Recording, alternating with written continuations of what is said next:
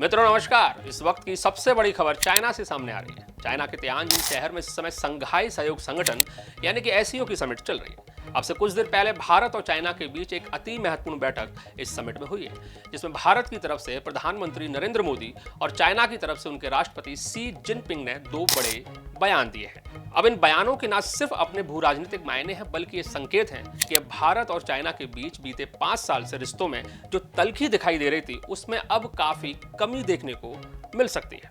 अब सवाल यह है कि दोनों नेताओं ने आखिर ऐसा क्या कहा है जिसकी चर्चा इस वक्त पूरी दुनिया के मीडिया में हो रही है। दरअसल दोनों नेताओं के बीच तकरीबन 50 मिनट तक खुलकर बातचीत हुई। पीएम मोदी ने कहा कि सीमा पर सैनिकों की वापसी के बाद शांति और स्थिरता का माहौल बना है। सीमा मुद्दे पर विशेष प्रतिनिधियों ने समझौता किया है। कैलाश मानसरोवर यात्रा दोबारा शुरू हुई है और दोनों देशों के बीच सीधी उड़ानें भी फिर से शुरू हो रही है। वहीं चीन के राष्ट्रपति ने बहुत बड़ा बयान देते हुए कहा है कि अब वक्त आ गया है कि ड्रैगन और हाथी एक साथ आ जाए। जी हाँ, ड्रैगन और हाथी एक साथ आ जाए। ड्रैगन यानी कि चाइना और हाथी यानी कि भारत। क्या आप ये उम्मीद कर सकते हैं कि चाइना भारत के लिए इस तरह का बयान देगा? लेकिन ऐसा हुआ है।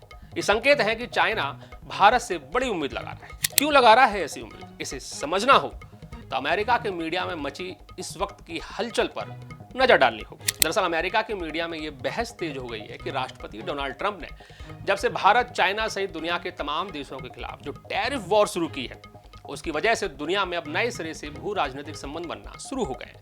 रूस और यूक्रेन वॉर की आड़ में जो मनमाने टैरिफ भारत और चाइना पर लगाए गए हैं, इससे दोनों देश परेशान हैं और अब नए सिरे से एक दूसरे की तरफ दोस्ती का हाथ बढ़ाते हुए दिखाई दे रहे हैं। निश्चित तौर पर चाइना में चल रही एससीओ की इस समिट से बड़े संदेश अमेरिका को दिए जाएंगे। अमेरिका के कई रणनीतिकार मान रहे हैं कि डोनाल्ड ट्रंप की गलती की वजह से भारत और चाइना को एक दूसरे के नजदीक आने का मौका मिला है। आपका क्या मानना है कि क्या चाइना भारत का नया दोस्त बनेगा? क्या भारत को चाइना के साथ अतीत में मिले कड़वे अनुभवों को भुला देना चाहिए और एक नई शुरुआत करनी चाहिए? आप अपने सुझाव हमें कमेंट करके जरूर बताइएगा। नमस्कार।